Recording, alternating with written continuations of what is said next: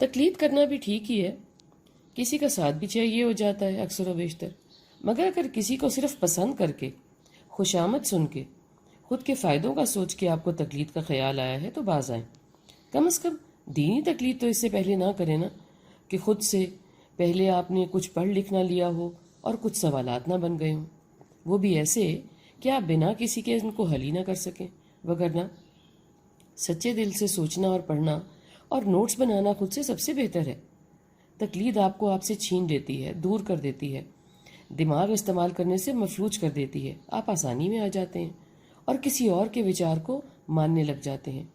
پہلے پہل تو معلوم ہی نہیں پڑتا، آپ سوال بھی کرتے ہیں، بتانے والا سنتا بھی ہے، مایوس بھی نہیں کرتا، مگر اکثر و بیشتر آہستہ آہستہ ایسا نہیں رہتا اور صرف سننا رہ جاتا ہے۔ سننے میں کوئی حرج بھی نہیں ہے، ہاں، مگر دماغ نہ استعمال کرنے میں حرج ہے اور بہت حرج ہے۔ آپ کے کلون سے بن جاتے ہیں، نفع نقصان کسی اور کے کندھے پہ ڈال کے فارغ، حالانکہ نمبر 1 اگر آپ نے کسی کو ملنے سے پہلے، نمبر 2 اپنا آپ کسی کے حوالے کرنے سے پہلے، نمبر 3 خود کو کسی کی سمجھ کے، کسی کے سوچ کے حوالے کرنے سے پہلے خود قرآن اور حدیث پڑھا ہوتا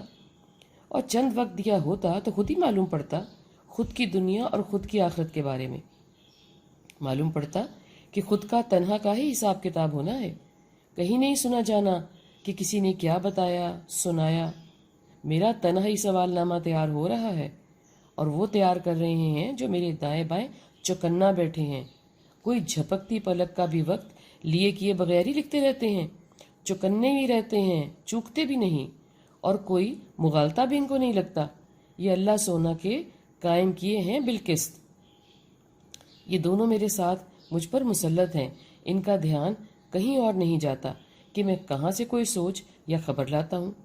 وہ صرف وہ لکھتے ہیں جو میں سوچ رہا ہوں اور کر رہا ہوں، اور ان کے لکھے پر ہی میرا حساب ہوگا۔ اس رجسٹر کو کوئی نہ دیکھ سکتا ہے اور نہ ہی اس میں کوئی کسی قسم کی ترمیم کر سکتا ہے۔ آپ کس کے پیچھے لگے ہیں یہ تو آپ خود بھی کچھ عرصے کے بعد بھول جاتے ہیں، بس یہ یاد رہ جاتا ہے کہ آپ کی کوئی ذمہ داری نہیں رہ گئی سوچنے یا سوال کرنے کی، اور نہ ہی کوئی سوال حل کرنے کی، اور آگے دیکھنے کی تو بالکل ہی نہیں۔